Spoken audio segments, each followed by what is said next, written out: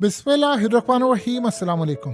पाकिस्तान की सारी तारीख इस वक्त उलट गई है और इस शख्स को जिसका नाम राय साकिब खरल है, इसने पाकिस्तान की तारीख का वो कारनामा अंजाम दिया है कि आज से पहले इतनी बड़ी पाकिस्तान में कार्रवाई नहीं हुई जो इस बंदे ने कर दी है। आपको वीडियो दिखाते हैं, ये वीडियो देखिए पहले जरा। जी राय साहब।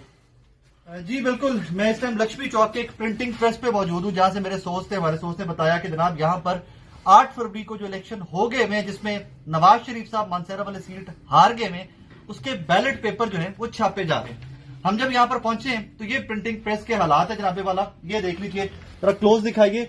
NA-15 मानसरा, ये शहजादा मोहम्मद गुस्तासिब खान साहब जो जीते हैं, मोहम्मद नवाज शरीफ साहब जो यहाँ से इलेक्शन हारे हैं, और ये देखते जाइए कि पेपर है कितने। अब ये देखते जाइए, ये सारे पेपर हैं।